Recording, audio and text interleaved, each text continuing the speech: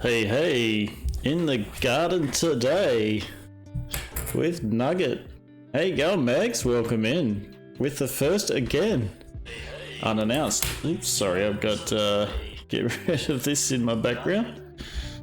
Got my stream going just to test there.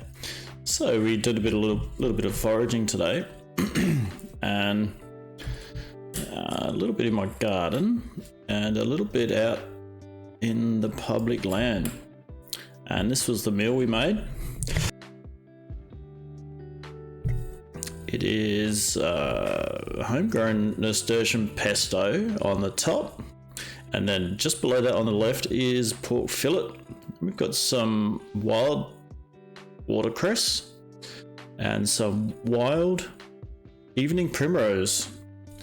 The evening primrose is I've tempura battered it here, so it's crunchy tempura, and then there's a little bit of evening primrose, the young leaves in the mix with some watercress as well.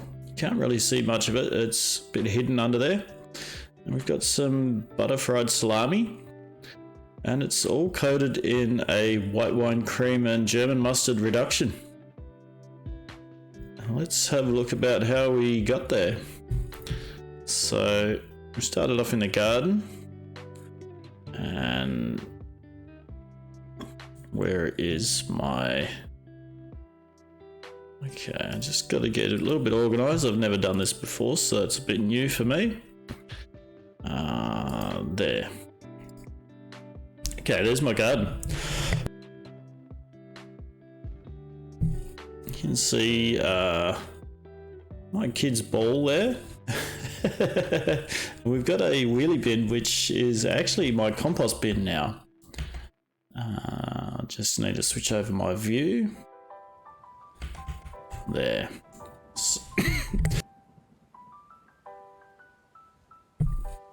So I've turned my wheelie bin into a worm bin, compost bin thing. I've dug a hole, and it's about probably 2 or 3 feet into the ground with holes bored into the side of it.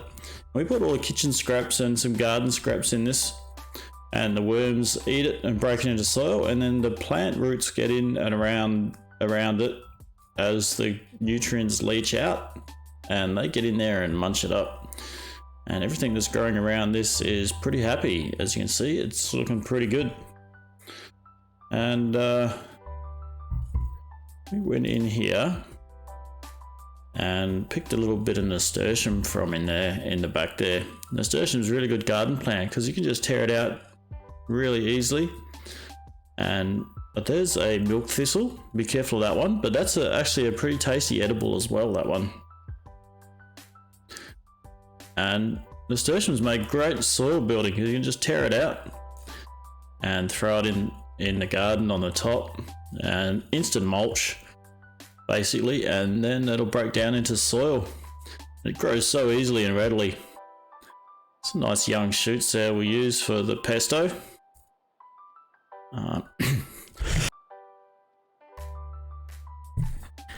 We got a little bit of that there. You need to watch the nasturtium stems, they can get a bit tough. Hardlight, how you doing?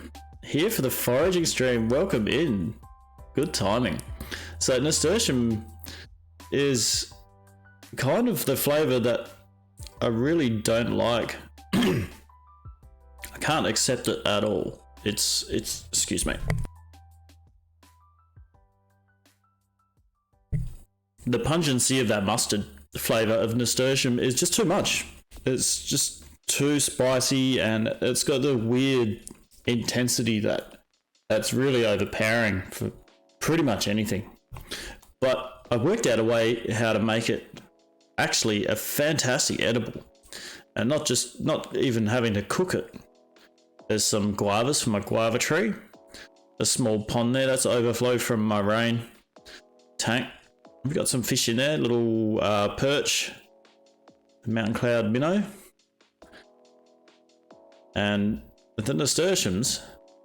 I've worked out that you can actually use it instead of basil in your pesto, and it softens the flavour and that pungency and makes it a really nice mild mustard flavour. once you blend it up and with the oil and the cheese and the nuts in there, it's just amazing. For mustard lovers, absolutely hit that nasturtium and make a pesto out of it. And don't use any basil, just use a nasturtium. It's fantastic. I've got some pretty interesting plants in this side of the garden actually. I'll just slow it down. Where are we? I need a slow... Hang on, I'll just pause that up. Where is playback? Speed, slower. Alright, so go back a little bit here. Got a brugmanger here. It's a highly toxic plant. You don't want to go near that. And there is this geranium you can see on the left. Where is it? There, that one there. That's a mint scented geranium. This one up here, it's fantastic. It's got such an awesome mint smell. When you brush past it, the mint just comes off everywhere. Hey Mighty, how you doing? Welcome in. So that's a little bit of a sneak peek of my garden here. That nasturtium there, you can see, sorry, next to the nasturtium, this geranium. It's amazing mint scented geranium. But it's a bit beside the point. We're doing the nasturtium here, picking a little bit of that. And like I said, once you blend it up with the pesto, it really softens that intense pungency of the nasturtium, which for me is an unacceptable flavour. But once it's put through that processing, it just comes out really nice, mild. Oh, you got frozen screen. Okay, thanks for the heads up. Where are we frozen? Okay, let's see what we can do about that. It might be because it's a new video. How's that? Did that work? Okay. Can we go back to that garden? I might have to just switch my... It's frozen as well, isn't it? Fingers crossed the camp. Yeah, that's frozen as well. I'll just change the source and see if we can fix that from there.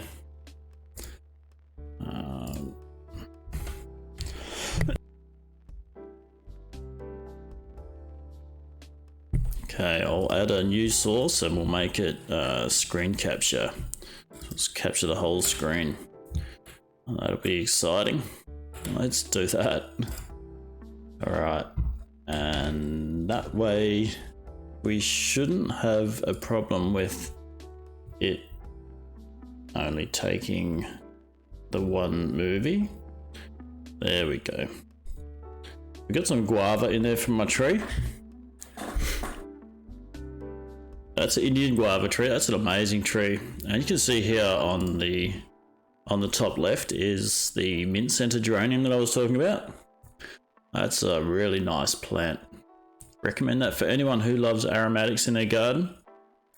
That thing, put it next to the path, and when you walk by it, fresh minty smell. And it's not like peppermint or something, it's like a menthol mint. It's really amazing.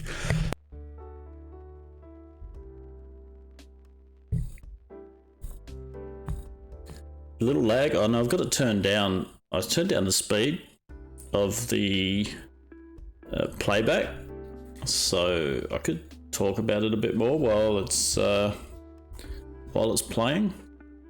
We didn't do anything with the guava today. I did make a guava jam the other day, but the guava's a daily harvest at the moment, and nasturtium was the only thing I focused on in my garden today. But I did come through and have a look at the front lawn on the way out.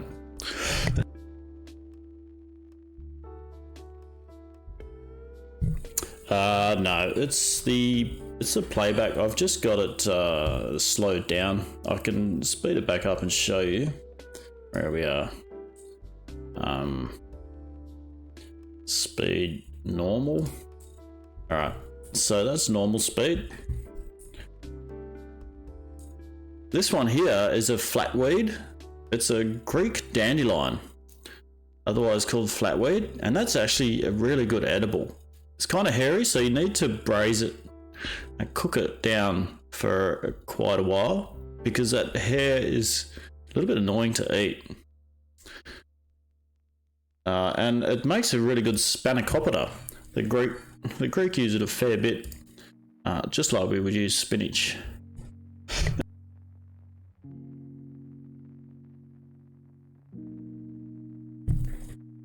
Okay, so this is the waterway near my house, and we've got watercress here, which is very prolific this time of year. Missed my I missed my screen again. There we go. No. If you're unfamiliar with watercress, it is a pretty striking sort of plant. You can't really mix it up with anything, except when it's young. It's kind of a little bit discreet. But the older ones, you can always tell watercress, and you've got the roots that come off the stem. It's pretty hard to mistake it for anything else, really. There's a wild radish there as well, which is a very edible weed. It's another one that's pretty hairy. Oops, sorry, I hit the... Where'd I go? I pressed stop instead of play. Pause. Where's that wild radish? So just there. I do have... I don't have frame skip. There, this one here. Right here, the wild radish. That's another good one that you can eat. And the best way to eat this one is actually wait until after it flowers and eat the really young seed pods. And you can put them in stir fries or soups and stews and things. And they're really nice. The leaves are good as well, but again, it's hairy, so you need to cook them down pretty heavily in stews or soups or something. Alright, so this watercress is actually looking really nice. It's early winter, midwinter now. And Mags, thanks for the raid. How you doing, Mags? I hope you're doing alright today.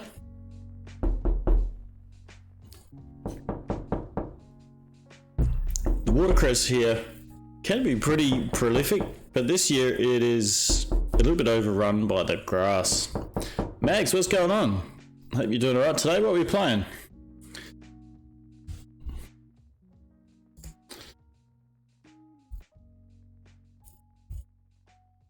I want to give you a shout out, Mags, but I don't know if you've got clips yet that you want to be shown. I did have that one that I did for you the other day, but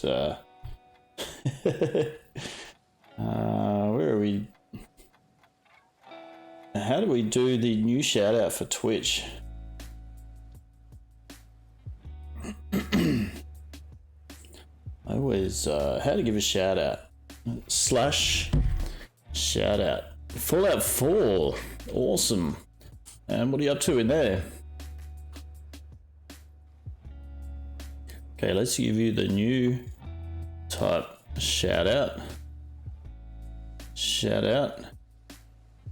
Username.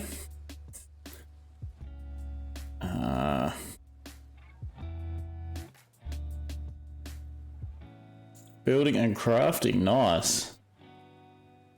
Okay, I'm just learning how to do the new shout out. Oops, what have I done?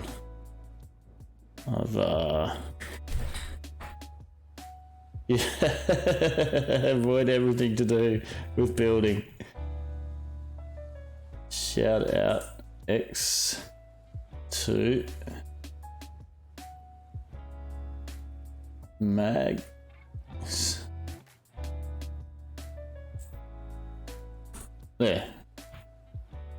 Shout it out, Max. Nice. I've just learned how to do it.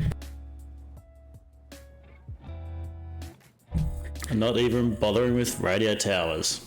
Yeah, I can definitely understand that one. Those Minutemen and settlers are a little bit high maintenance, aren't they? So this area, as I was saying, is an area that gets flooded every time it rains. We haven't had much rain the last couple of days. It's died down a little bit, but you can definitely see the mud in there. And a really happy watercress. Got a bunch of watercress, and there's also some plantain in there, which is Plantago lancifolia. That's a good edible as well. It's really high in nutrition, but that'll be one for another day. Still getting the watercress. Now, this is just down the road from my house. And there's Kyle. He's helping, making sure we get the quality watercress. Hot dog. It's a bit cold today walking around. It's pretty chilly today. Actually, I just need to take a quick toilet break. I'll be right back.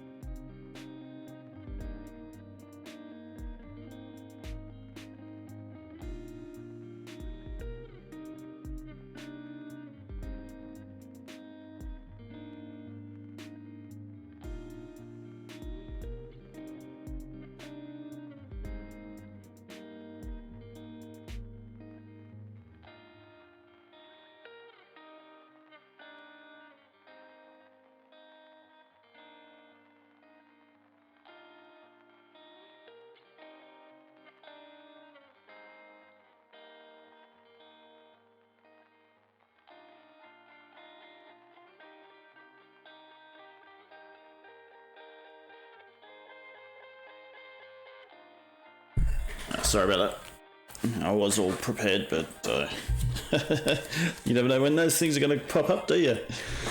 You made a hot dog out of Kyle. Make an emote. That could be actually. That could be done. But thanks for the tip. I'll have a look at that. All right, we finished with our watercress now, and this one here we're looking at is. Obviously, there's grass in there.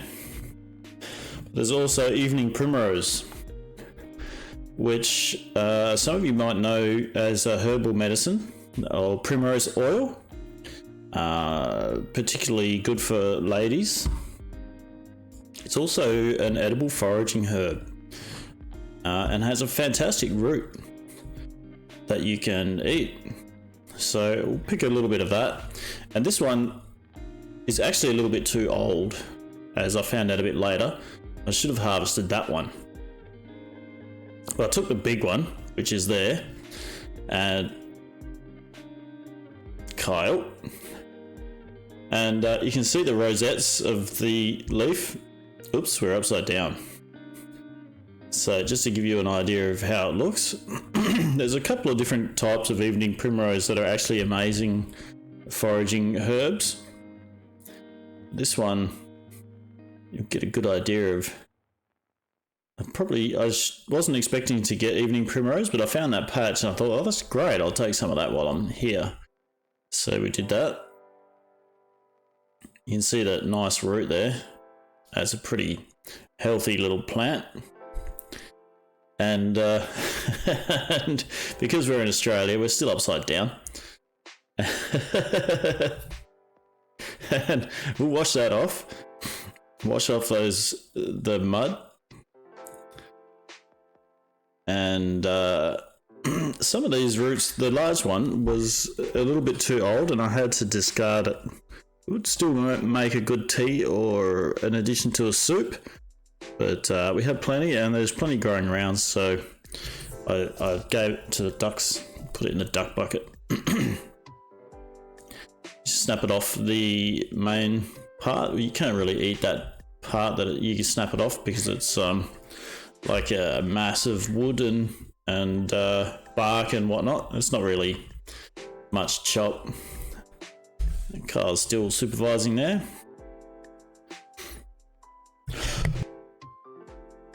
It's a pretty muddy area where we harvested this from, so we give it a preliminary rinse and then take it inside and give it a really good wash in the sink with some good clean water.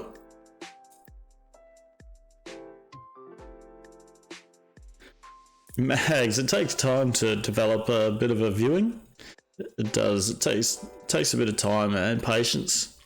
And also you could try doing more promotional stuff without jumping into people's streams and doing it that way, but like YouTube or on social networking and stuff like that, you can try a bit of that as well.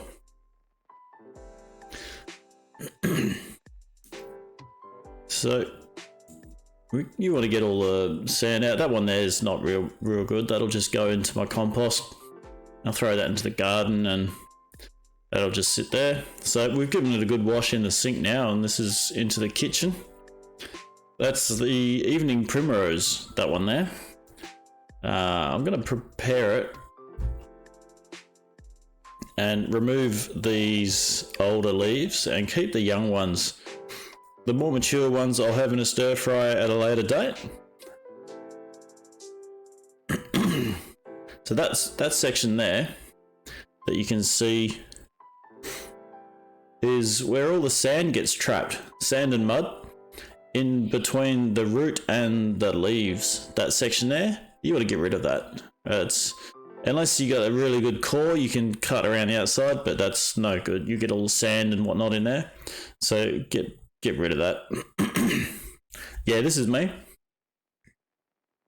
And there, this one I found was pretty woody, so it was a bit of a shame because it was a nice size. But you get that. Sometimes the bigger ones are bigger because they're older and woodier. And this one ended up going in the duck bucket. The ducks won't eat it, but it'll be composted with their soil.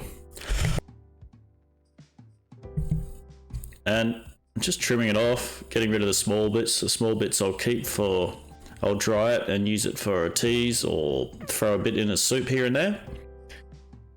And get rid of those tough bits and the bits that have that normally where sand and mud get stuck in the cracks and corners. And then I'll peel it. Get the peeler out. It is quite slimy, this plant. So it's hard to hold. When you're peeling it, it's hard to hold. And that bit, you can see it's pretty ordinary, so we'll just discard that little bit there. And cut those bits where the sand gets stuck in again, get rid of that.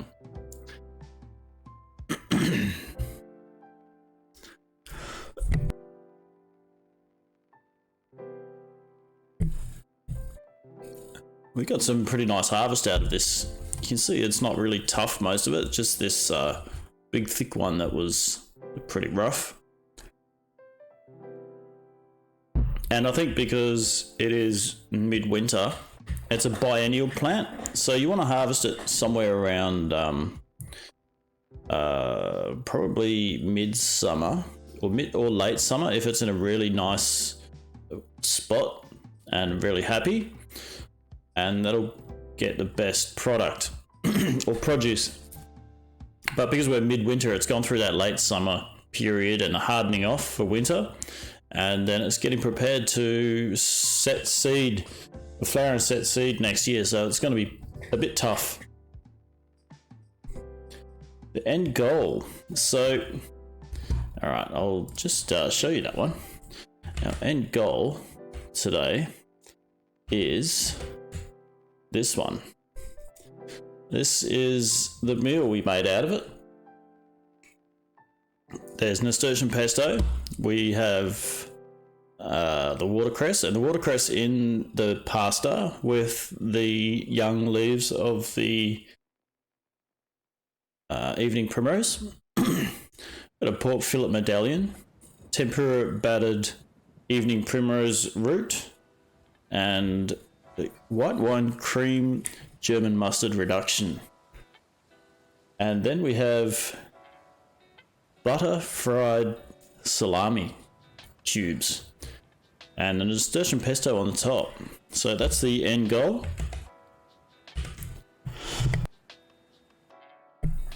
And I'll take you through, if you hang around, or if you've got time to hang around, I'll take you through and show you the whole process. Panda, how you doing today? I hope you're doing all right, and I hope you got a great coffee as well. Okay, so just still processing this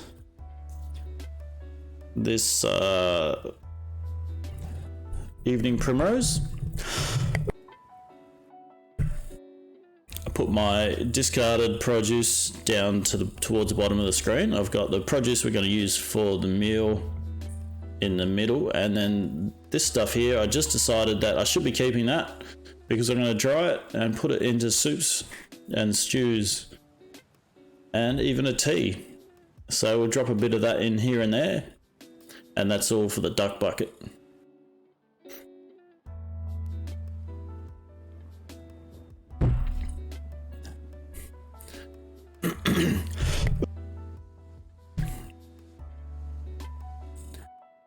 I'm gonna start making batons out of this. Didn't focus terribly on making really pretty batons because it's going to be tempura battered for one, and two, it's slimy, slippery, and small thin pieces, so it's pretty hard to slice into batons. So we'll get it all peeled first. I could probably speed the playback up a little bit.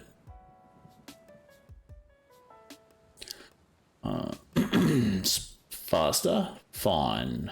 Faster. Alright, 1.5 times. Hey Yeetster, how you doing? What we got cooking? We're cooking today a pasta dish made from foraged vegetables, which is a nasturtium pesto.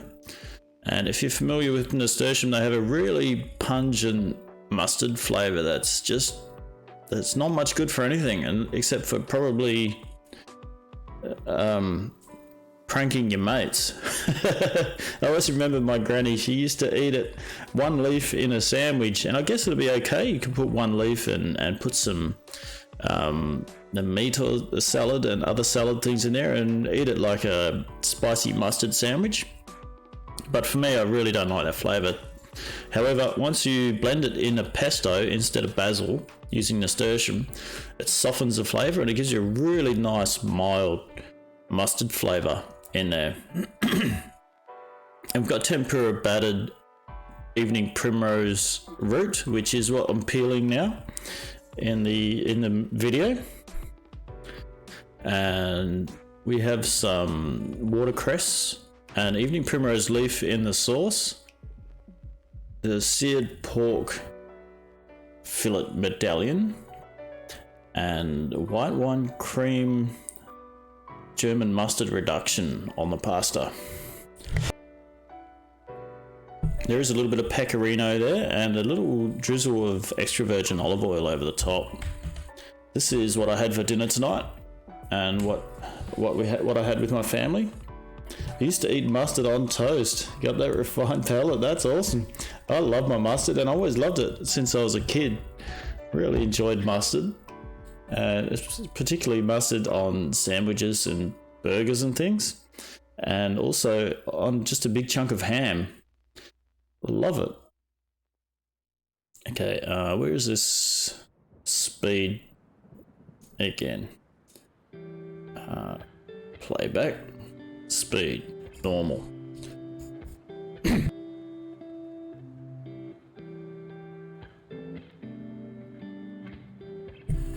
No wild pigs today. I would have loved to do a wild pig, but no, we couldn't organise that today. And maybe sometime in the future. I do have some friends that go pig hunting, but I don't think I'll be having much luck if I live stream that. But we could definitely do some cooking with it and have a few clips of antics in between. That'd be fun.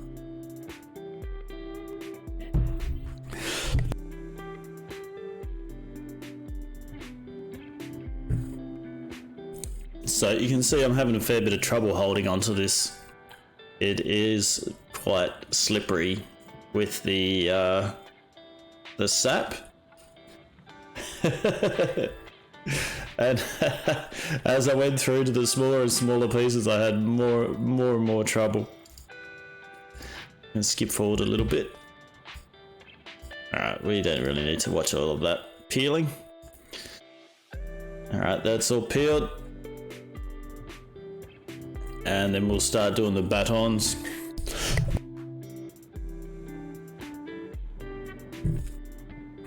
A baton is just basically the match shaped piece, or match shaped, sorry, is baton. And that one was a bit tough. That one probably should have gone into the duck bucket. I think I worked in a kitchen. It's a little, look at that water that from the washed herbs up there. It's a mess.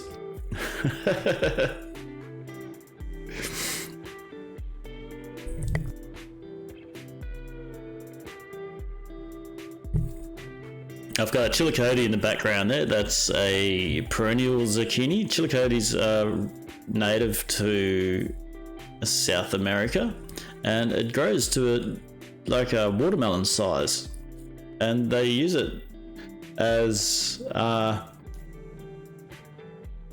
fermented drink, or soak it in calcium carbonate and then boil it in sugar syrup. And this one here, this piece is the woody piece, so I just cut it and then realized that was way too woody and opened it up to show you. That piece is too woody, so that's gone. It's all going on the same plate. That's right. Oh, hang on. It's pristine. Any manager would have killed for my stations to be that clean when you work for food service. It was more of it's all gone on the same plate. It made a lot of, let's call them scrambles. I've been a chef for 25 years, so I've had a little bit of practice on a knife. This plant would give me a bit of trouble though. It was pretty slimy and really hard to hold on to.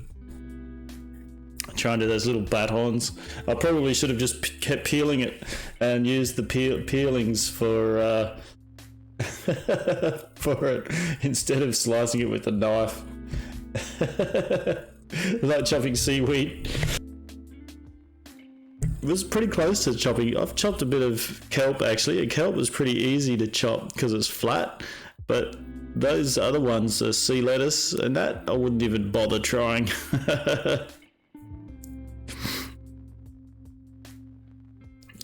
The almighty carrot peeler.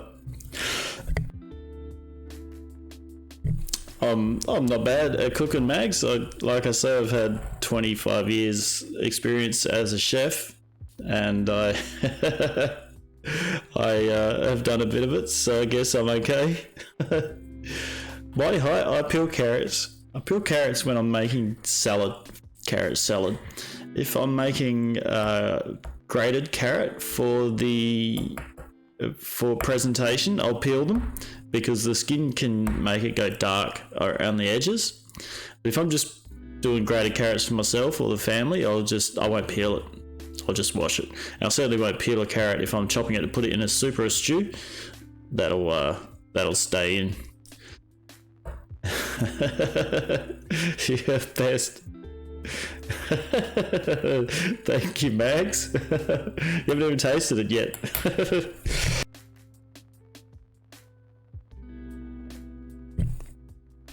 You like those long thin lengths of carrot in salad as opposed to grate? Yeah, I do too, Yeetster. That'll be the batons. And carrot makes pretty easy work out of batons, whereas this stuff here, because of the sap, it's really slimy, so it's hard to deal with. But carrot obviously makes pretty good batons. And yeah, I much prefer doing batons for my salad out of carrot than obviously grated or even sliced. Depending though, because if you have a microplane or something really fine, then I'll probably go for that more than batons. Gotta go cook for the crew and food the pets. Proud of me always. Thank you very much, Hardlight. Baton and uncooked egg. That's gonna be some kind of trick, Eatster.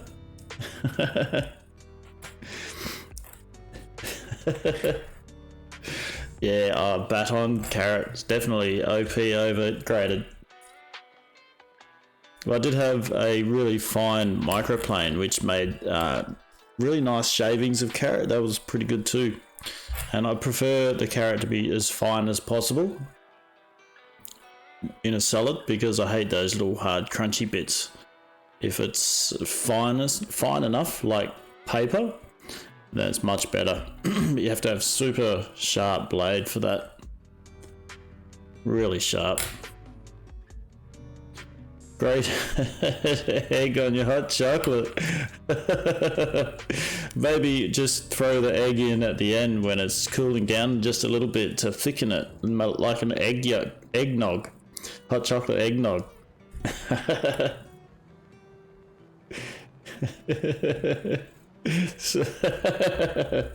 Hard light. Oh, you're bringing back bad memories now. I'm gonna start yelping. I just gotta step away for a bit. I'll be right back.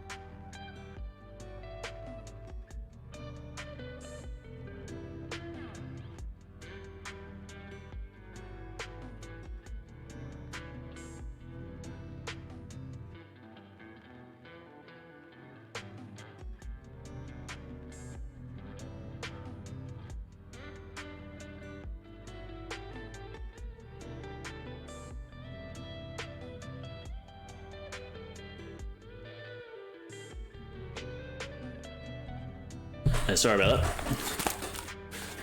No, people shake eggs into some cocktails because it gives a nice thick foam on top. Yeah, definitely. Yeetster? Yep. That, I haven't actually heard of it, but definitely with the properties of egg, that will work.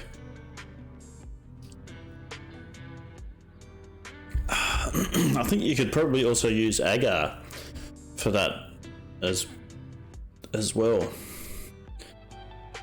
like the gelatin foams and agar foam used in the kitchen. But if you want to go vegan, or you just didn't want to use a raw egg, then agar would be definitely something to look at for that instead. You need to work at getting just the right amount of agar though. It can be very, very specific, the amount of agar you'd need. I've been known to do that too, mighty high. Raw egg and then go do some working out.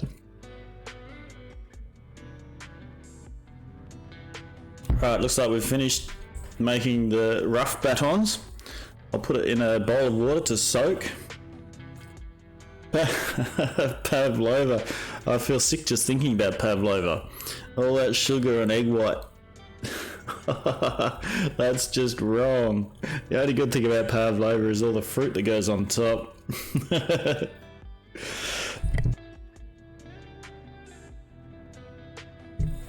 Just soak this in water to draw out a little bit of the extra bitterness, because they were older. So being on the older side, they can be more intense flavour and bitterness. And we're gonna start cleaning down the section. Oh no, we're doing nasturtiums now. So still working on my camera angles. We probably miss a little bit of this, but you can see, I'll show you that when you get to the bottom of the stem of nasturtium, it gets really tough. And this is also a trick that you can use when you're processing asparagus. You snap it like that, and it gets to that point where it's just too tough, and you don't want to be eating that. Well, actually, if it's asparagus, I would cut it into 1 to 2 centimeter long pieces, the tough bits, and put them in a container in the freezer until I've got enough to make a soup. Then I'd make a soup out of it and put it through a chinois, which is like a conical sieve or conical strainer. Use a small ladle in the top, pour the soup into the conical strainer, and then the small ladle in the top over another pot, and like that with the ladle. And it makes that noise. It makes exactly that noise when you do it. And squish all of the asparagus through, leaving behind the fibre, and then you can throw the fibre in the duck bucket or your chicken bucket, and you can have an amazing asparagus soup out of the tough ends of the asparagus. And especially if you're buying your asparagus, that can be pretty expensive to leave that 5 centimeters, sometimes even 10 centimeters of asparagus that is just too tough to eat. And this way here I'm showing you with the stem is a way that you can snap your asparagus from the end. You have to hold it slightly different, but you can snap it and it'll snap right where it starts to go tough. So you can discard the tough stuff and keep the tender stuff for your meal at that point, which is the same thing I'm doing basically here with the stems of the nasturtium. You don't like asparagus, Mighty? I have a very large foraging patch of asparagus nearby me, so I get my asparagus free in springtime if I'm in that area. There's my coffee. I was in need of extra coffee this afternoon. But lettuce versus spinach, who's better? Well, I would have to say spinach, but only if you're talking cooked, because you shouldn't eat raw spinach. It has oxalic acid in it, and it's not really entirely good for you. And lettuce, I don't know. Depends on the kind of lettuce and where it's used. But if it's a burger, I'll definitely will take iceberg lettuce over spinach any day, because I don't want raw spinach at all. And if it's a salad, I don't want a big pile of iceberg lettuce. I'll take some of that that I forgot what they call it. It's a frilly kind of lettuce with red colour, and it's got a bit of flavour to it, a little bit of texture. I'll take that in my salad as long as it's cleaned properly. But definitely not raw spinach in a salad, and definitely not cabbage. Cabbage is great pig food. Although fermented cabbage is pretty nice. I like fermented cabbage, sauerkraut. I like that. And I do like kale. I do like kale. I grow a bit of kale in my garden. You be able to see it. You might have seen it when we went through the first few clips. Jalfrezi last night. It was stupid spicy. What's a jalfrezi? I'm not familiar with that one. Yeah, definitely yeaster. It's that could definitely be the thing. If it's uncooked, it shouldn't be eaten. Right, so here we've got the nasturtium pesto. I've got some Australian extra virgin olive oil and some whole peppercorns, which what I do is buy a whole jar of peppercorns and throw it in the blender and blend it until it's fine. My wife did that batch. She likes it a bit chunkier, and then put it back in the jar. So it isn't whole peppercorns anymore. We've got the nasturtiums in the blender, and normally I would use a food processor for this because it cuts the herb. The blender will kind of just smash it, sort of, and it's not ideal. But I'd already had mallow and nuts in this blender, so I didn't want to make any more dishes, so I just made do with the blender. But I have the nasturtiums in there and the extra virgin olive oil.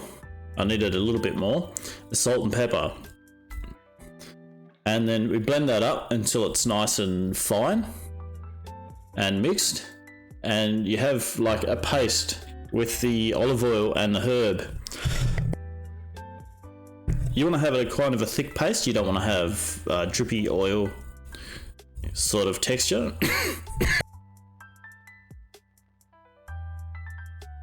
When you make pesto, it needs to be nice and thick, and hold its shape is the best, like a dip or a kind of a thick paste.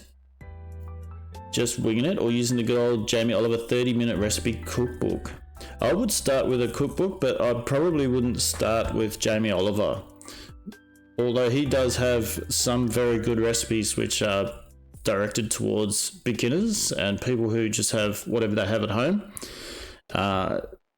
A lot of his stuff is pretty ordinary. Well, now that I think about that, it probably would be okay for beginners, but you need to be careful with some of his stuff that is pretty dodgy. Spate's Pub Cookbook. Wow, my lecturer was a Spate for chefing. Okay, and I've got some peanuts and cashew mix. So for my pesto, normally I won't really put pine nuts unless I have extra pine nuts. So this one I'm just using salted peanuts and cashews. And it's fine, really. It's mostly the texture. You want the extra bit of crunch, and you can use whatever nut you want in there. And pine nuts for tradition, you go for pine nuts, but you'll find even if you buy pesto, it rarely has pine nuts in it. They'll use something else, or they'll put some pine nuts in it and they'll put something else in it to bulk it up anyway. A little bit of Parmesan in there. Thermo Wicks for the win. Yep, absolutely. The T31, which was a really good, the original one. And it's amazing. It's got the robust buttons and it just keeps on keeping on. That one. I bought that one secondhand and it's done me quite a number of good years. I'm loving that machine, particularly good for doing soups, pumpkin soups, and even if you have a Thermomix, I recommend trying curds, doing curds and sabayon and sauces like that in there. It's amazing. It's so good. You just have to, if you know the recipe, just turn on, forget about it, come back when it beeps, it's done. Alternatively, if you do it over the stove, you have to stand there for half an hour mixing it and making sure your temperature's just right, and you get a sore arm, and it's long and frustrating and annoying. Using it for bread, I've never used it for bread. Does she bake the bread in it as well, or just making the dough? Just kneading it, okay. Is that a new one? Does it have a different attachment for the blade? Because the old one, the T31, doesn't have, it's only got the cutting blade, it doesn't have anything else. So this, you'll get a good idea of why I would not use blender normally for the pesto. You can see the threads from the stems, they're not cut, and it's not finely cut. So you do have those extra bit of fibre in there.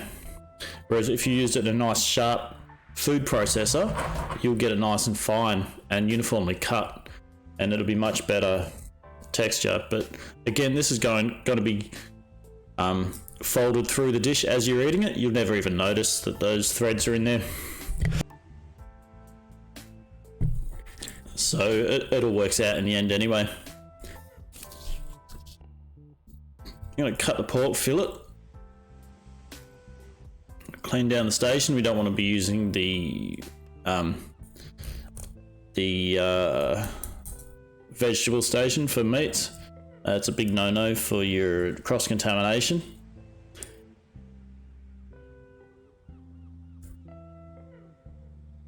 I'll grab myself a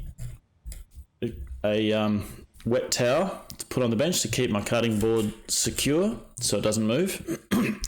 And then a meat board, which is obviously the red one. In Australia, we have pretty strict standards for our cutting boards. We need to use a red one for raw meat, a brown one for cooked meat, a white one for bread and dairy, and the blue one for seafood.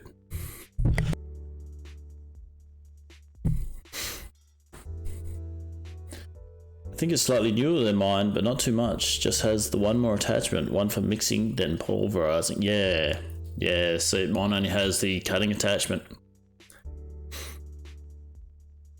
So, just gonna inspect it and make sure we know which parts we're gonna use, which one we're not, and just gonna shave off that sinew.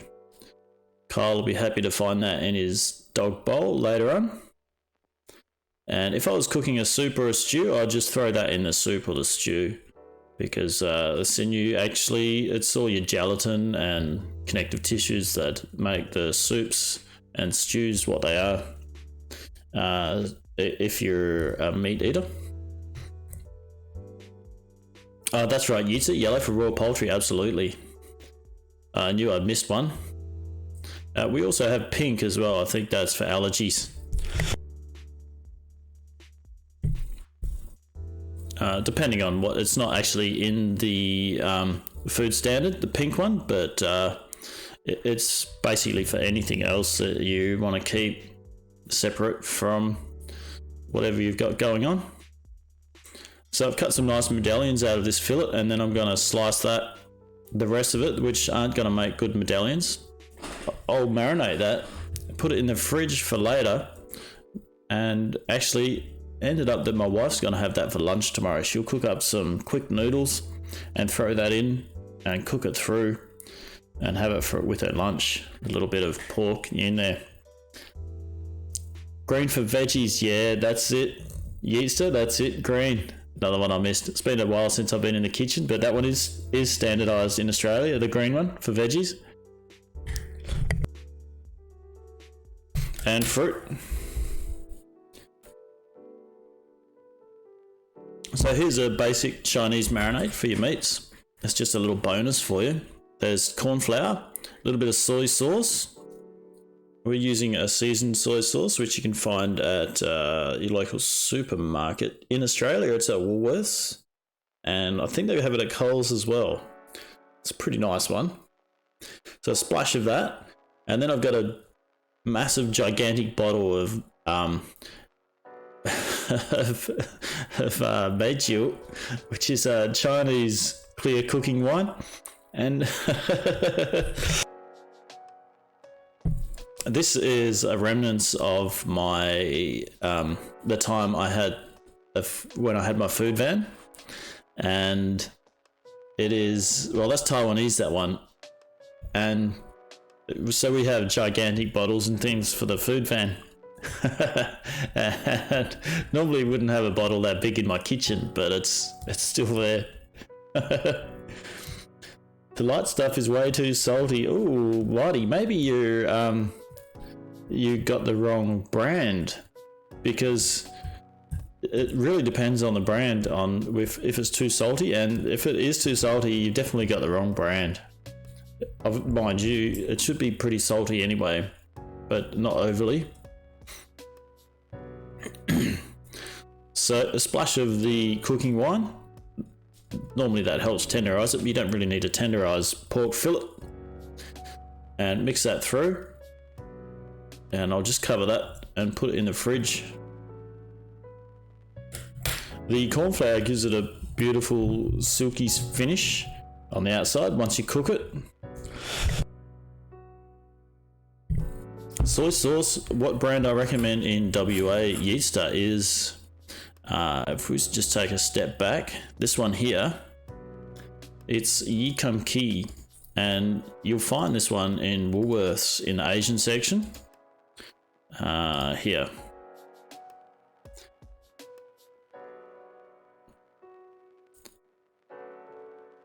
Yi Kum Ki from Hong Kong. And also the Yi Kum Ki one, you can find the regular soy sauce in the Asian section as well, and that's a really good one too. But this one is the seasoned soy sauce. So I'll bring the label up. You can see it's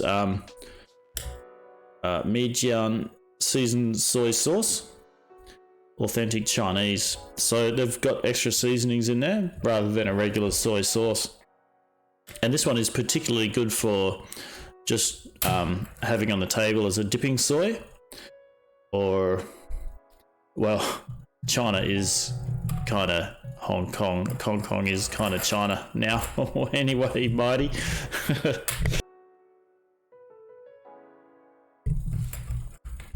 And this one, yeah, great for dipping dumplings and finishing off your stir-fry veggies and whatnot.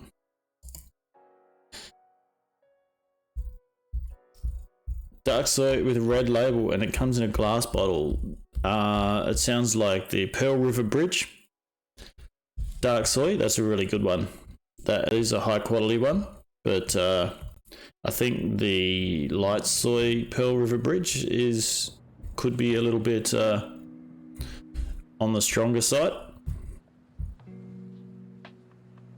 But I reckon if you find it too salty, that one there that I just showed you will be will really hit the spot for you. I think you'll really like that one.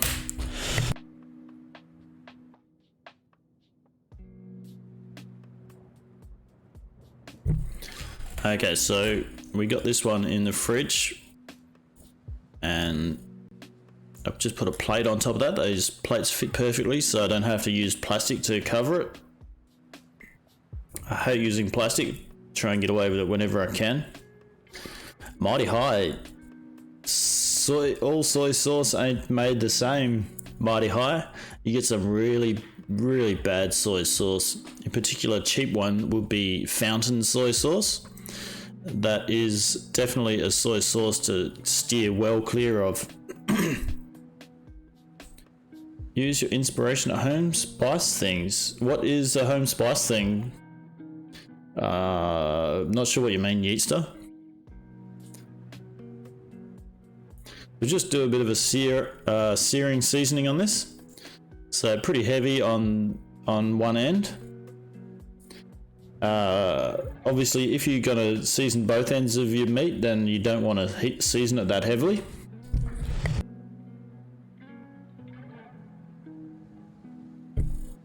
Yeah, but some things mighty high, you really don't want to skimp out on. Like some of those brands, they bulk it out with it will like water it down and put extra salt in it, so it tastes stronger, but it's actually weaker, so you're buying less and you're getting less nutrition for it. And also another tactic they use is put in cellulose from the tree and paper industry. And the cellulose that comes from the processed wood goes into things like cereals and flours and whatnots to bulk it out. And cellulose, I don't know if you know about cellulose, but it's a type of, it's like building blocks of the cellular structure sort of thing. And all it does is just goes straight through your system. It doesn't give you any nutritional value at all. It just comes out the other end. And you pay for that. You're buying cheap products that is also been bulked out, so you're not even getting the nutrition that you pay for half the time. You need to watch what you're buying, hey? The brand is Your Inspiration at Home, but on the label it was shortened to YIAH, and they did spice mixes and rubs and hot chocolate flavours. I haven't tried that. I'll have to look at that. I have not tried that one. Let's go back here. I finished up the meat and then went to a tempura batter. What happened? I went way too far back. Okay, back there. So this is a basic tempura batter recipe for you. Half a cup of plain flour, half a cup of corn flour, and as I was tipping it in, I decided it wasn't a full cup. It wasn't a full half cup, and I needed to just put a bit more in because I didn't want to skimp out on that little half cup, because the corn flour is a big part of tempura batter, which makes it crunchy. And 1 egg. The egg was a little bit small. You can see the blood blister on my hand I got from shutting my gate as I left the house today. Yeah, watch that too, Mighty High, because having said that, some companies will charge a high price for the same product. So you keep your eye out for what you're buying. So the best tempura batter, I've done a lot of research on tempura batters when I was in a cafe that we were selling a lot of tempura. And the best tempura batter is actually a lumpy one. So if you can get your tempura batter nice and lumpy, then you get those amazing chunks of hard crunchy lumps in there. And also the temperature helps a lot. The colder the batter, the crunchier it will go in the deep fryer when you cook it. So I've just got a basic batter mix here, and I put that in the fridge. I'm going to adjust that a bit later because it is a little bit thick. And I went off to look for ice to put in it. 1, because it was thick, and 2, because the colder the batter, the crunchier it gets. I didn't have any ice, so I put a bit more soda in that later to thin it back down again and cool it as well. But that's in the fridge, chilling.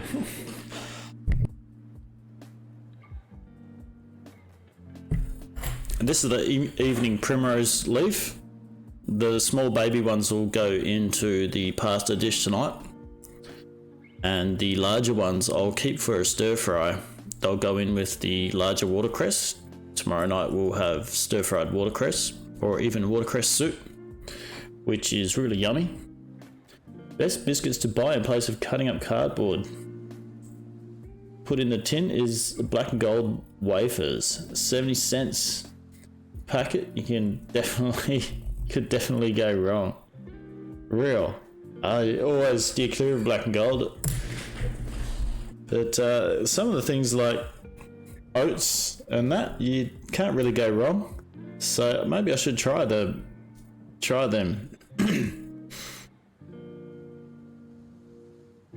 I do like the Arnott's range for my cheesecake bases. The Arnott's do a pretty good job. And very often on half price specials, so you can get a pretty decent price for them as well. So the young tips I'm going to keep for the pasta tonight, and the older leaves are going to go in the stir fry for tomorrow.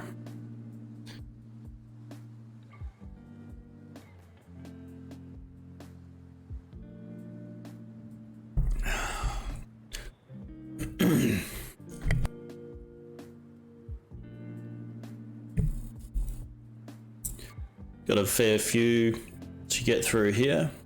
I guess there's only so much you need to really see of preparing watercress. But watercress often in the West is viewed as more of a salad plant, but it is actually an OP stir-fry vegetable or a soup vegetable. We make like a bone broth and throw a big handful of watercress in there, and it comes out really yummy. Use the chocolate ripple biscuits for nice chocolate mint cheesecake. Ooh, my kids will love that. They love their chocolate mint, but my wife hates it. She likes the New York style baked cheesecake the most. It's her favourite. But for me, cheesecake's actually an abomination. It should not be. But they love it. All of my family love it except me. Which is a bit tough because I make the best cheesecake, so I have to make it. It goes good in the freezer when it's hot. Real. You put your cheesecake in the freezer when it's hot. Or when the weather's hot, you put your cheesecake in the freezer and eat it. Is that what you mean?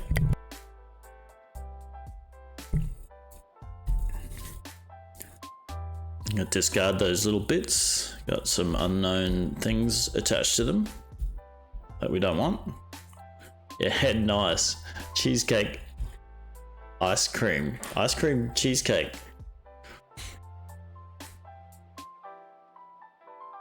Alright, we can skip forward a little bit. Okay. Just cut out the gelatin. Oh yeah, you could. I mean, I don't use gelatin on my cheesecake anyway. I use make a baked cheesecake, so there's no gelatin that goes into my cheesecakes. No one in my family likes set cheesecakes, so it's always the baked cheesecake.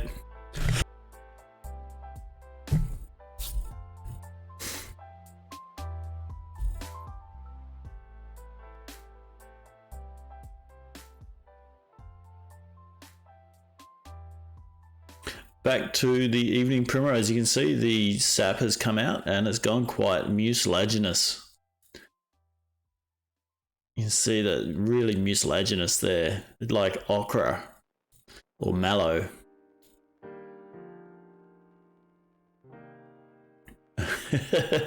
And normally I wouldn't bother soaking it, but because I noticed that they were a bit on the older side, some of them, I just soaked it to draw out a bit of that bitterness. And the more mature primrose does have kind of a spicy flavour to it, so it can try and help reduce that. And I have some corn flour here, which I actually made myself from a plant that I've got in my garden called Canna edulis. It's a type of canna lily, and all the canna lilies are actually edible on the rhizome, but this particular one is bred to have a larger, more edible or more palatable rhizome. And that was a bunch of corn flour I made from or canna flour I made from that. I didn't have quite enough, so I just put some regular corn flour in as well. The only thing I eat batter most of the time is fish and chips.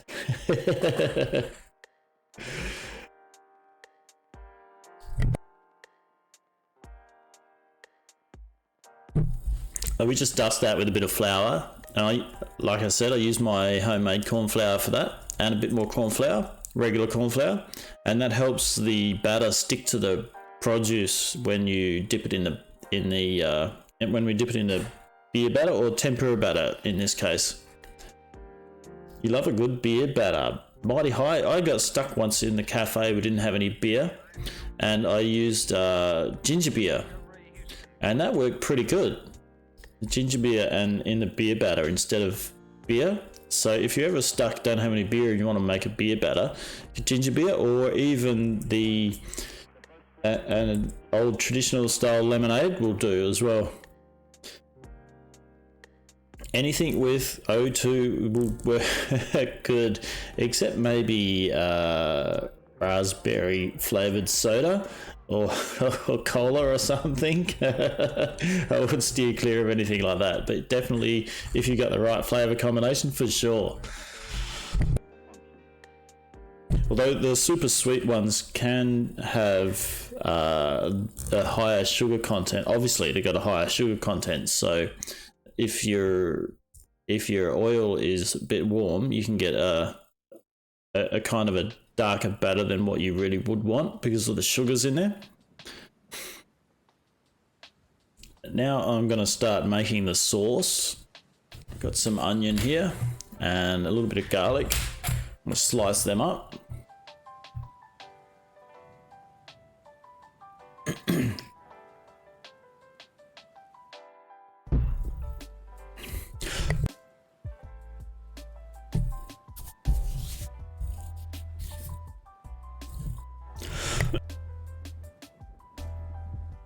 Gonna have my kitchen renovated soon.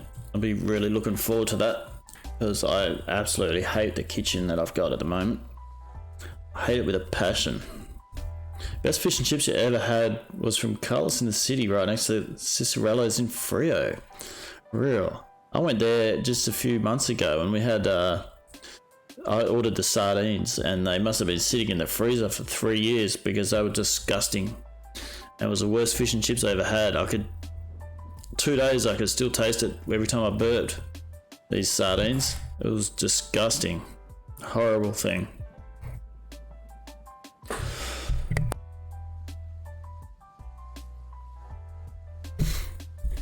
So I'm doing a bit of a sliced garlic for this one rather than a crushed or a chopped, because I want that texture. If you're going through your pasta and you find a nice sliced fried piece of garlic, it really adds to the reception of the dish. Cod or haddock, not sardines. Yeah, but I love sardines. If they're done properly, they're really nice. These things, not when they've been sitting in the freezer for 3 years. It was horrible. Really bad.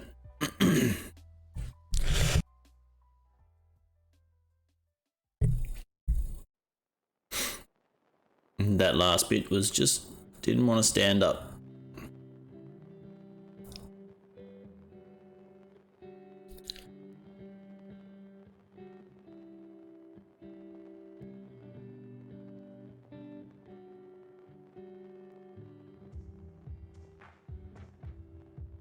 Mediocre and always booked out.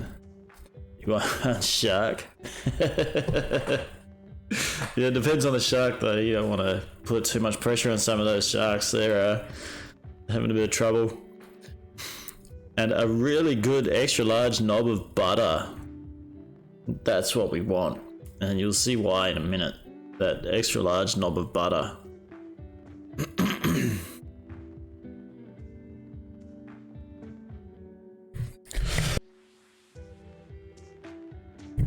I do like a little bit of shark myself, actually, but there's quite a few fish that I don't mind as fish and chips. But normally I'll have the shark in where I'm at, because when I ask if their fish is local, they'll say, oh, the shark's local. So that's all I get, because I'll only have local fish.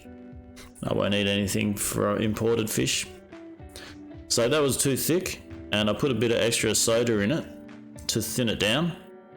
It's way too thick, that tempura batter, and I should have had the 3 large ice cubes in there, and that would have thinned it out a bit and made it even more chilled, but I didn't have the ice.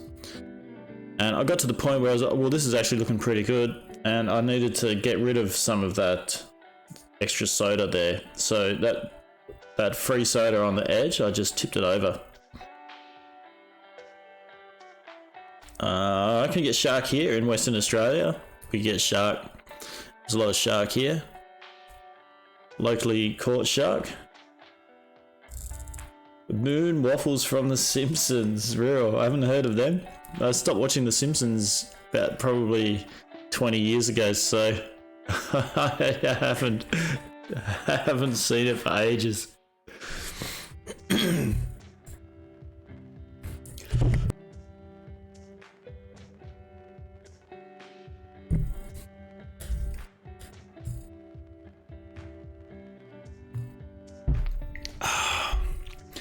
Got myself a nice hot chocolate with mallow in it. Mallow from my garden. I weeded my garden the other day and I dried the mallow over the fire and then powdered it. And I use it for soups and stews and sauces and tea. It just helps nourish those mucous membranes with the mucilaginous properties of it. I use the whole plant, chop it into bits and then put it in the Thermomix to powder it. So here's the tempura batter. You want a 180 degree temperature on your oil.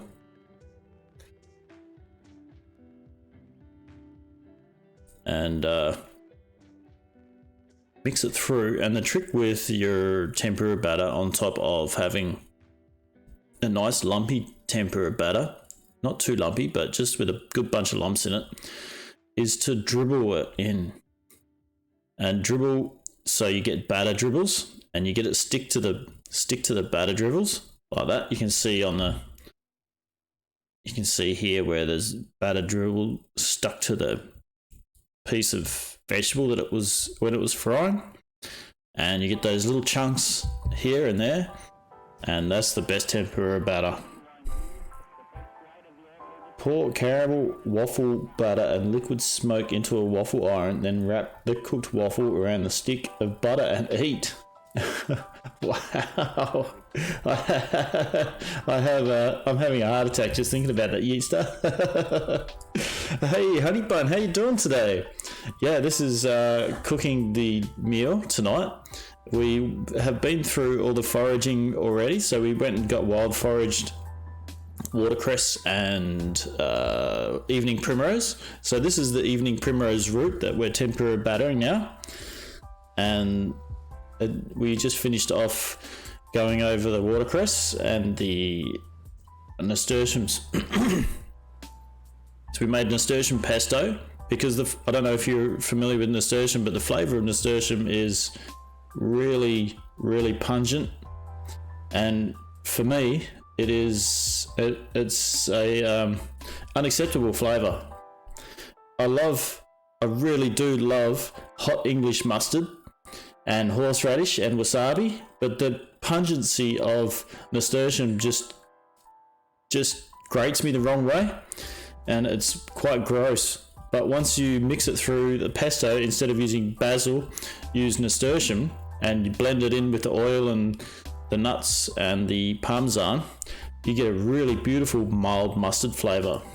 So we've done that with the nasturtium, and now we're just tempura battering that the evening primrose root. And evening primrose is a plant that it's a biennial.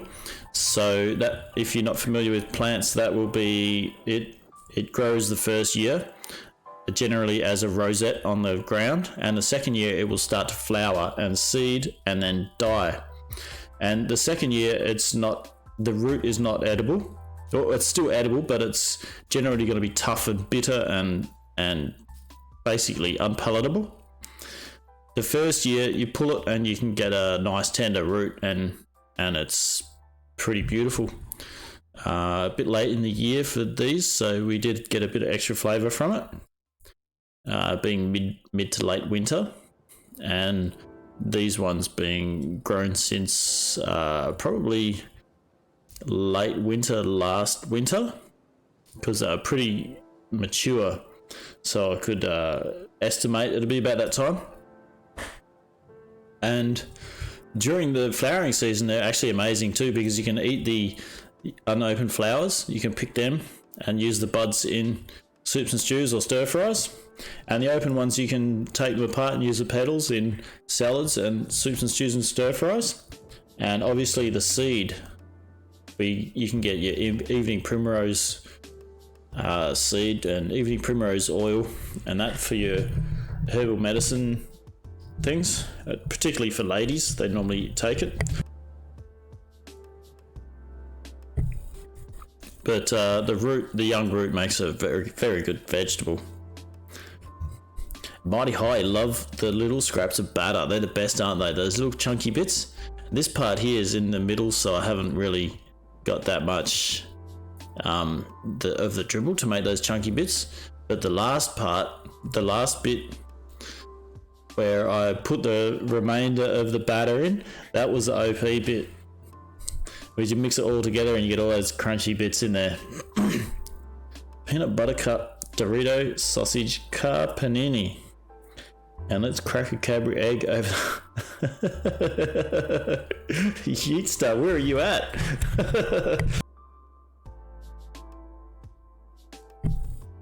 I made guava jam yesterday from my tree. I've got a guava tree that's fruiting quite well, and I've been saving up guavas every time they get too ripe. I put them on the bench first, and my family have first dibs at them. And once they start getting too ripe, I'll mix them 1-to-1 with sugar and put them in the fridge and macerate them until I get a full pot, and then put it on to make jam. So I did that yesterday. I made jam, and my daughter was on this morning. She had peanut butter and jam toast for breakfast. She was pretty happy about that. A guava jam. I love it with some of it I'm going to mix with a bit of chili and some fish sauce, and make a little bit of soy sauce as well, and make a sweet chili jam out of it, reminiscent of the Thai sweet chili sauce. So this is the best bit, the end of the batter, where it's all drizzled over the top and you get all those crunchy bits stuck to it. That's premium tempura batter that is there. The first batch that I did and the second batch was more for how I wanted to present the tempura on the dish, on the plate, and the rest of it, obviously, because I had far too much to present on the plate, I just made a big batch of tempura and put it in the center of the table as a nibbly kind of thing, and it's still there. I can walk past today and tomorrow and just nibble at it every now and again, grab myself a chunk.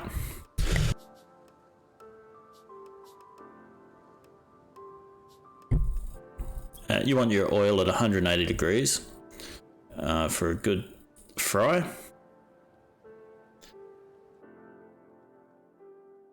This could have been a bit higher than 180 because being the wok, I don't have temperature control, but I sort of eyeball it, and I did let it get a little bit high for a while there. And I've got the pasta on in the background.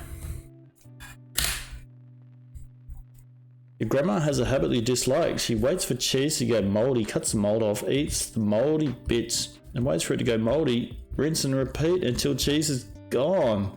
Wow. I guess she knows what sort of mould she likes then, eh? What kind of cheese is that she's doing that with? Because my grandma was the opposite. When it goes mouldy, she'd cut it off and throw it in the bin and eat the inside bit.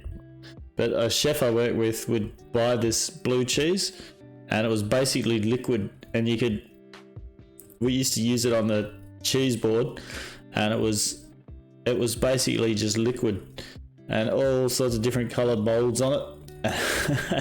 And it was gross, and I almost gagged until I saw a chef actually grab a big chunk of it and gobble it down like that. He was like, "Oh, this is the best cheese." And I had a little bit of a go of it, and it wasn't too bad. I am a bit of a fan of blue cheese in the right place, but I can't eat it straight anymore like that. And he was just gobbling it down. He loved it.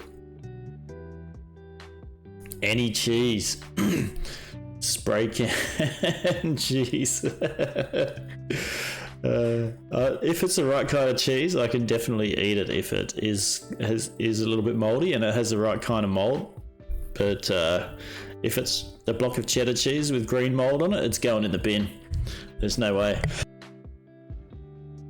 Particularly if it's sporulated, you don't want to eat the spores. The sporulated molds, depending on which mold it is, can be quite toxic and can lead to cancer of the stomach and other problems. I'm guessing your grandmother's got a pretty good grasp of which mold she likes to eat and which one she doesn't. So here's the butter. It looks like I missed a portion of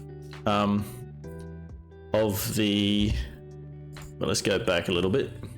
I missed a portion of videoing there. So I put all that butter in, drain this. Oh, hang on. You've got the old... Oh, well, hell, that one. Hang on.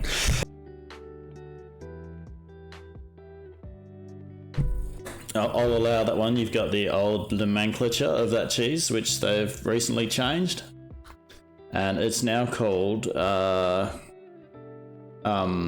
do they call it now? I forgot what they call it. Cheer cheese. The old cheer tasty cheese, and any color mold. Wow, any color.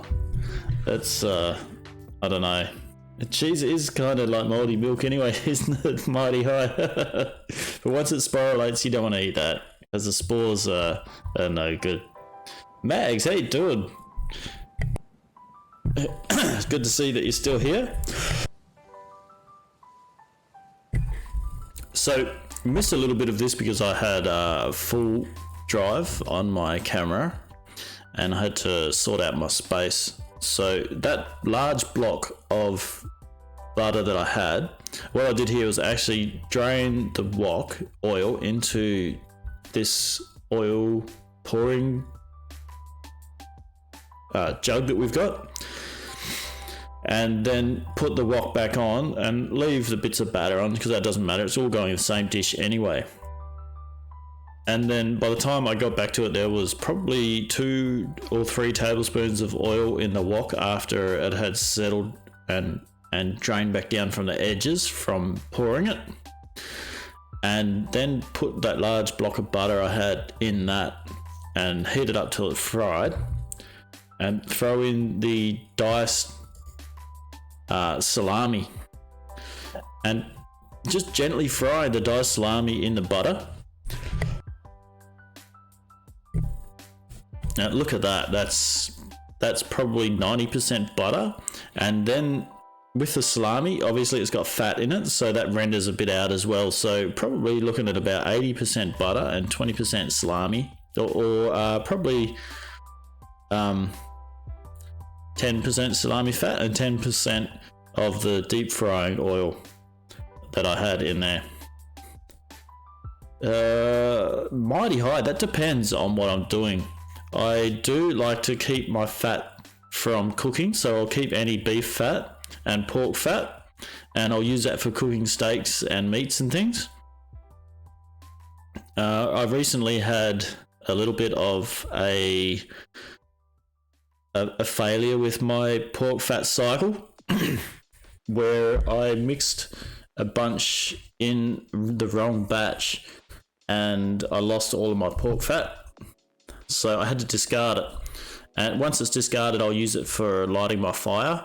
I'll throw a tablespoon in with wrapped in newspaper and put it in the fire to light the fire. But I do like to do that. And generally when I'm cooking meats and sometimes in stir fries and whatnot, I'll use the animal fats for doing that. This oil that I used to deep fry the tempura batter was sunflower oil. Normally I'll use rice bran oil, but we're using sunflower oil. It's a bit of a better price. Oh, sorry, coughing again.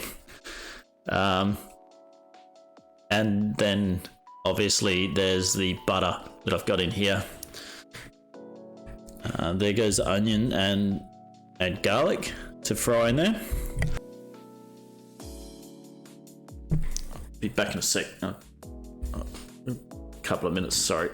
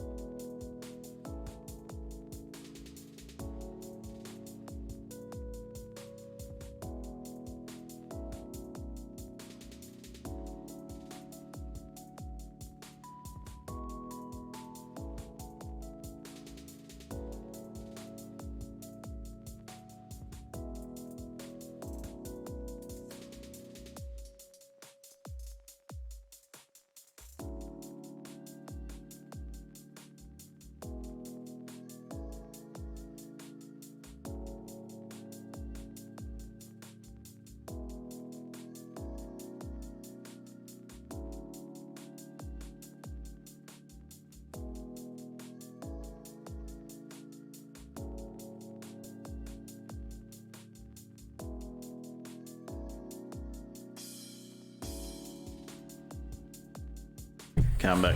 Sorry about that. Okay, so fats. Cooking oil or lard. Yeah, so this batch is butter and sunflower oil, as well as the fat from the salami. And look at that, that's just frying up really nicely. Pretty happy with that batch. Get your temperature just right. You don't want to blacken your butter, and you obviously need it still hot enough to fry. So if you can get it nice and golden brown, it's perfect.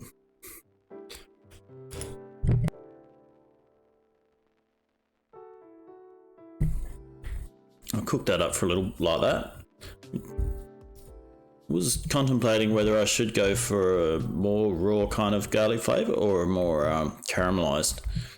But I ended up going for sort of in between, or just a little bit caramelised, and it come up really nice. You could almost just toss it through and warm it up, and do it like that as well. If you like the more raw kind of flavour of the onion, you get some more pungency out of that, which would go really well with the mustards of the traditional German mustard that I'm about to throw in, as well as the nasturtium pesto and the watercress.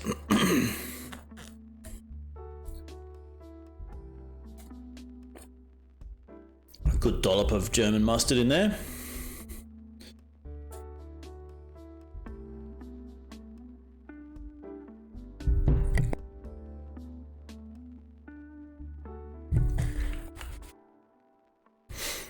And mix that through. We're going to just fry that up just a little bit and get those aromatics going.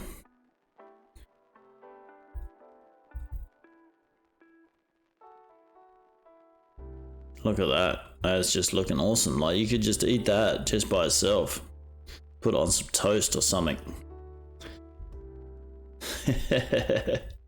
I'd probably drain a little bit of the butter out of it first. You definitely just put that on toast and eat that. Or use it as a base for a French onion soup.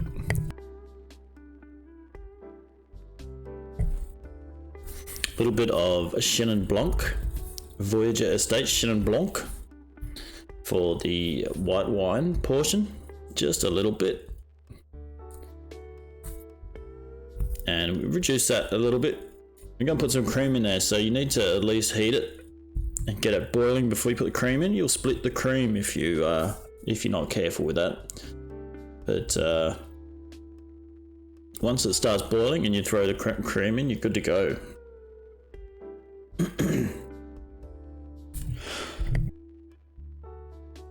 And I use thickened cream, which I wouldn't use. I'd normally use pouring or a whipping cream, but that's all I had in the fridge was thickened cream.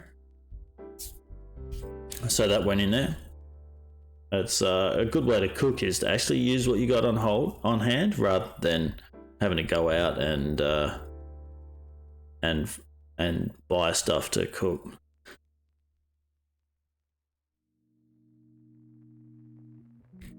You can see all the frying has been spraying oil all over my cooktop, and you see where my cooktop got burnt. I had a large pan on there, and it got a bit warm, and it was a bit close to the buttons and burnt the plastic on the button.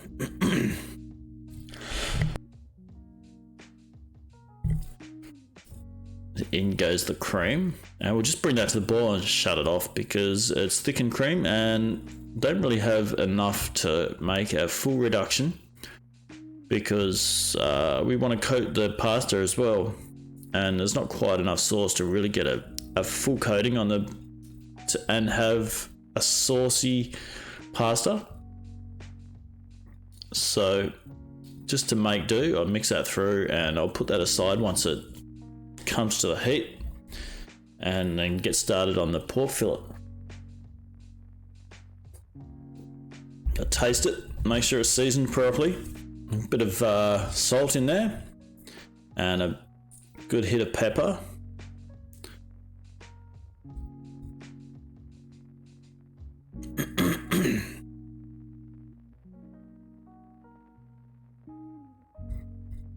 These induction cooktops are actually amazing. If you've got the right kind of pan, you need a really thick based pan on there. If you don't have a thick based pan, then I would never use it unless you're just boiling water, and even then you'll have trouble because the bottom of the pan will buckle. You need a really heavy thick based pan for these things to utilize it properly, and you get some amazing cooking done out of it because the power of it is just enormous, and it actually heats the pan rather than the element of the cooker, so your efficiency is amazing on them. You see the amount of power that I've got, and that's only at medium. If I had turned the heat up, the thing would be bubbling and steaming everywhere. I'll keep tasting that and mixing it, make sure I've got the right amount of seasoning. It's always easy to put more in, but you can never take it out if you overdo your salt or your pepper. There's my heavy base pan. It's a cast iron chasseur pan. It's a really good French cast iron pan, and I actually picked that up at a thrift store. I think it cost me about $3 or $4. Pretty stoked with that because it'd be about $100 if I bought it brand new.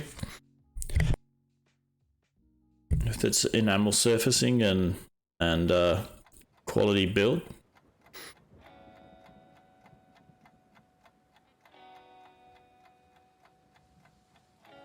They are expensive. That was a really good buy. I was super chuffed with that. The same with that wok I bought at the thrift store. It cost me about $5, that wok. And it's not a name brand wok. It doesn't have any markings on it at all, but it's just the build of it's amazing. It works so well on the induction cooker as well. And as a wok cooking on these induction cookers, it's blown me away. It's normally you'll associate a wok with a huge gas flame and smoke coming out everywhere and whatnot. But this thing with a thick flat base on it, and just sitting on top of that a little induction cooker, it just cranks out the heat. It's amazing. So that's the oil I use to deep fry the tempura. We got it in the little jug there with a bit of a filter lid, so it filters out the bits of batter. I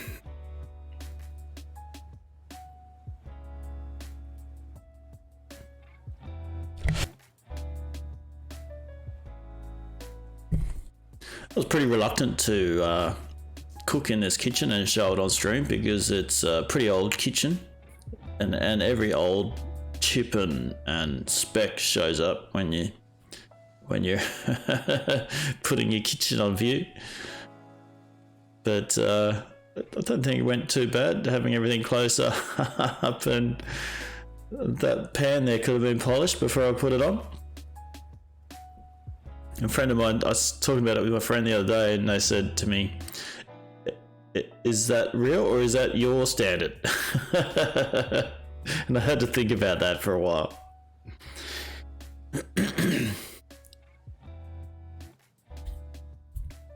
I'm going to sear the pork fillet now, and I've got the water on in the background, heating up.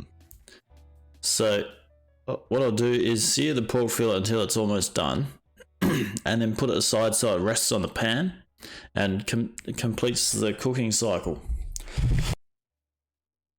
The pan's thick enough that you still get another 5 to 7 minutes cooking time once you take it off, as long as it's hot. So if you time it right, you can save a bit of energy and also rest your meat at the same time. Oh, I've got the tempura in the pot. That's right. I switched it over. I've already done the pasta. I switched it over and put the tempura in there now, because a double fry makes it crunchier. You fry it and then take it out. Anything that you fry and then remove and let it cool and then put back in the deep fryer will be extra crunchy. So if you want the really crunchy batter on your chicken, fried chicken and whatnot, you need to take it out, allow it to cool for about 10 or 15 minutes, and then put it back in and deep fry it to finish it off. So you want to take it out just before it's cooked, so by the time you've done it the second time, it's cooked through completely and it's still nice and juicy, rather than cooking it through completely the first time and then reheating it, which will render it dry and chewy.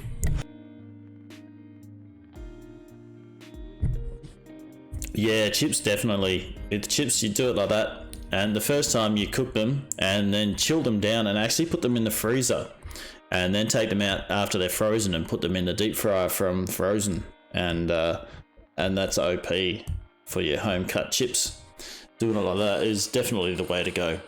But you make sure you have the right kind of potato first, because your potatoes with high sugar content will go brown and soft and soggy.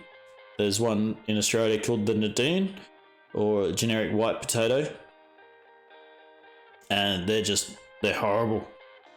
You can't do anything with them things. You can maybe make a mash, but even then the mash is pretty ordinary. So I wouldn't recommend them for anything, but certainly not chips because of that. The best one I've found is a Delaware. That's a really good chipping potato, and they use the russet potato a lot commercially, but it's not a supreme chipping potato. It just has a fantastic shape because you get big long chips out of it, and they're quite uniform. They do have a very acceptable starch content for chipping, but not quite as good as some of the other ones.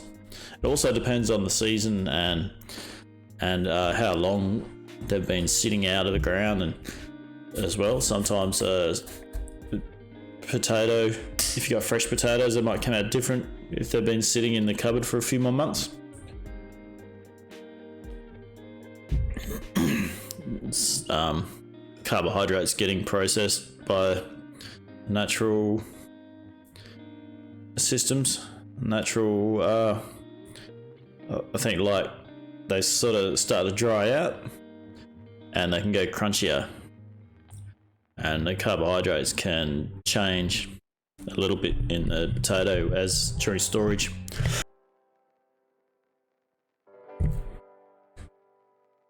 It's got a really nice sear on those pork medallions now. Nice and golden brown. They're almost looking like scallops. And I'm just about ready to take them off. And just let them cook through with the remainder of the heat in the pan.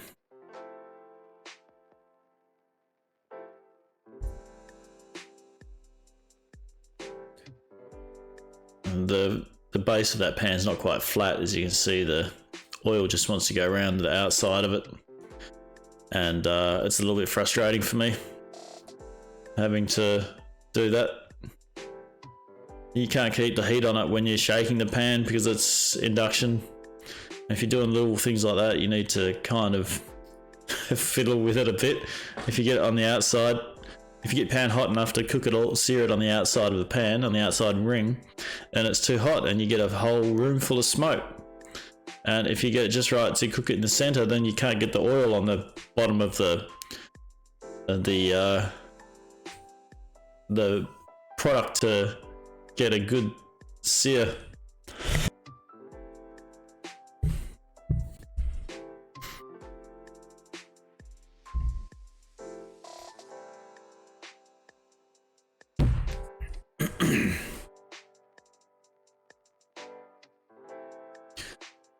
Those tempura evening primrose roots are coming up real nice in the background there. Two of these pieces of the pork, this one here and this one here, I had to go back in later on just to finish them off because I was a little bit early on that timing. So back on with the sauce, heat that up, and then put in the herb, which was the wild foraged nasturtium and the evening primrose leaf, and then put the pasta in, fold it through.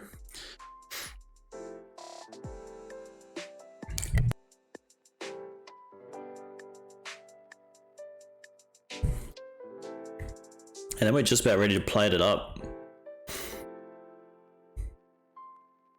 So you can really see here where not quite enough sauce, not quite enough cream. Another container of that cream and maybe a little bit more wine. And it would have had just enough to get a nice creamy sauce for the pasta. As it was a creamy reduction, which is still a fantastic meal. But if you want to get that creamy sauce, which is, to tell you the truth, it's too much for most people, having that much cream. And it's probably not really worthwhile anyway. You might feel like you want to drink water for the rest of the night because you've had so much cream and butter. If you do have that much sauce in there. Creamy sauce, that is. So we'll just toss that through. You can see all that butter has gone into the sauce and emulsified with the cream and the wine, and it's just it's an amazing cream sauce coating now.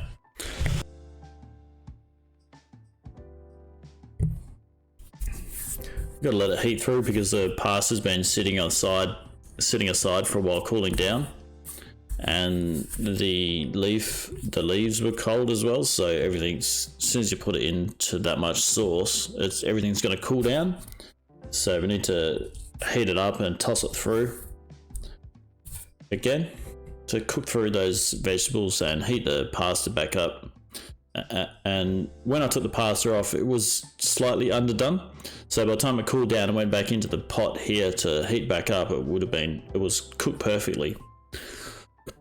Something you want to take into account when you're doing a dish like this, you don't want to have your pasta fully cooked when you take it out of the water, because once you mix it through the sauce, it's going to cook even more and you end up with just slop. So make sure your pasta is a little bit more than al dente, which is al dente means to the bite, So it's slightly chewy, but you want it even more than slightly chewy so that it's kind of, it does have a really good amount of chew, and by the time you get it into that sauce and heat it back up, it just comes out perfectly, just on the plate and on the table as al dente, which is what you want to the chew, to the bite. And my son in the background there walking through with his pajamas on. Everyone ready for bed. So I'm going to plate up here. Pasta on first once I get everything organised. And I tried to get away with using my chan to plate up, but I was having trouble with it. I always try and minimise the amount of washing up I make. The chan I was end up dropping bits here and there, but that looks really nice like that. Really nice coating of cream sauce on that pasta. The pasta looks like it's just cooked perfectly. You can see the bits of pepper in there and the herb. I would say that's just right.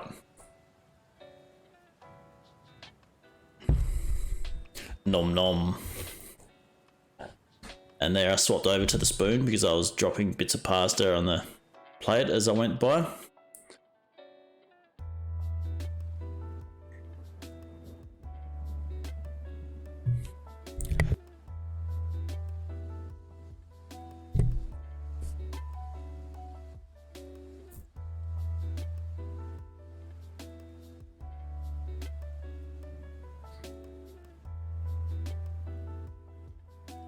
These plates I also bought from a thrift store.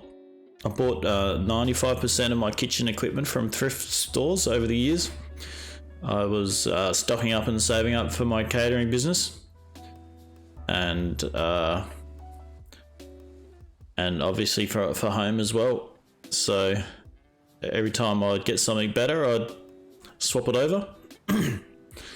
And I think it's a really amazing way to go is getting stuff from secondhand shops and thrift stores and things. We have one, it's a public, you could call it a thrift store, but it's actually called a Fossica's tip shop. And when you go to the rubbish tip, you have to stop at the Fossica's tip shop first, and if you give enough usable things to the Fossica's tip shop, then you get a half price discount for the landfill. So a lot of these things like plates and books and clothes and kitchen equipment and things that are usable go into the Fossica's tip shop, and then you can go and buy it from there. So it's public owned thrift store basically. So there's the pork fillet medallion on top, a little bit of pecorino cheese. I would prefer that to be shaved cheese, but it came out a bit thick on the equipment that I had. I lost my microplane somewhere along the line, so it's a bit coarse, but that's all right. It still worked. A tempura battered evening primrose there, and the cubes of salami. And on with the nasturtium pesto. You make quenelles out of that. 2 spoons together, and fold the quenelle with 2 spoons together and put that on top. And my kids pointed out to me after this one that I wasn't displaying the technique for the quenelle, so you get that up just here. You can see the technique for that. There it is. So fold it together. I'm shaking a bit. I had an extra strong coffee, so I'm kind of peeking out on coffee right there. Nom nom the coffee.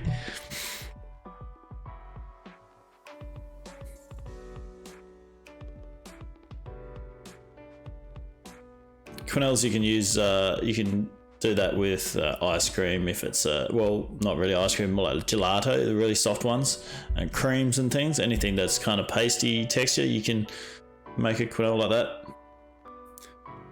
There's a different way to use soft cream.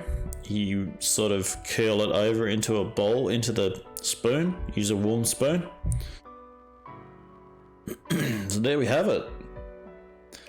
A little bit of extra virgin olive oil over the top.